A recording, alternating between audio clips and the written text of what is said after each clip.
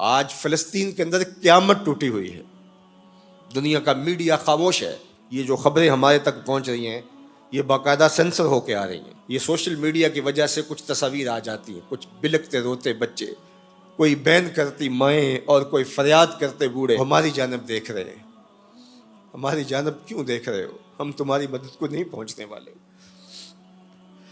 گلی میں 3 اوباش کھڑے تھے تو کھڑے کھڑے ان کی شرط لگ گئی کہ دیکھتے ہیں ہم میں سے سب سے بڑا بے غیرت کون ہے. تو یہ ثابت کرنے کے لیے گلی میں ایک بوڑھی خاتون آ رہی تھی جس کے ہاتھ میں ڈنڈا تھا اور اس کو ٹیک ٹیک کے چل رہی تھی. ایک اوباش آگے بڑھا اور اس بوڑھی خاتون کے بڑھاپے کا لحاظ کیے بغیر اس کو دھکا دے دیا. وہ گر گئی. بہت بڑی بے غیرتی کا اس نے ثبوت فراہم کر دیا. لیکن دوسرا آگے بڑھا اور اس نے اس گری ہوئی بوڑھی خاتون کے اوپر ڈنڈے برسانے شروع کر دیے. اب تیسرے کی باری تھی لیکن وہ ساکت کھڑا تھا اور وہ بوڑھی خاتون تھوڑا سا سنبھلی اور اس نوجوان کو کہتی ہے تو سب سے بڑا بے غیرت ہے. تو ان 2 نوجوانوں نے پوچھا کہ کارنامے تو ہم نے سر انجام دیے اور سب سے بڑے بے غیرت کی ڈگری تم لے گئے ہو اور یہ بھی تمہیں کہہ رہی ہے. کہا تم نہیں جانتے یہ خاتون میری ماں لگتی ہے.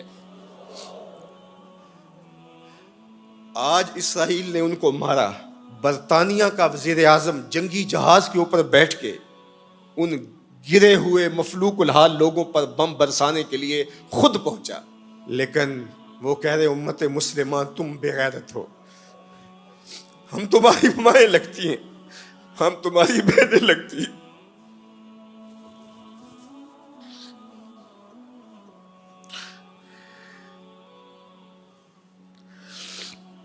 ہم تمہاری بیٹیاں لگتی ہیں. ایک یہودی ایک پردہ دار خاتون کے اوپر شراب پھینکتا ہے اور باقی آوازیں کستے ہیں، لیکن وہ دیکھ رہی ہے ایڑیاں اٹھا اٹھا کے امت مسلمہ کی طرف. تمہاری مدد کو میری بہنوں کوئی پہنچنے والا نہیں ہے. یہ 56-57 اسلامی ملکوں کی فوجیں کرتب دکھانے کے لیے ہیں. ہمارے میزائل سسٹم، ہمارے اسلحہ جات، ہمارے ٹینک، ہماری توپیں، ہمارا ایٹم بم تمہارے کام نہیں آئے گا. تمہیں مرنا پڑے گا، سسک سسک کے مرنا پڑے گا. یہ امت تمہاری مدد نہیں پہنچے گی. 40 ملکوں کی مشترکہ فوج بھی تمہاری مدد کو نہیں پہنچے گی. حرم سے بھی کوئی آواز نہیں اٹھے گی، نہ عجم سے کوئی آواز اٹھے گی. آج امت مسلمہ ایک تن مردہ ہے.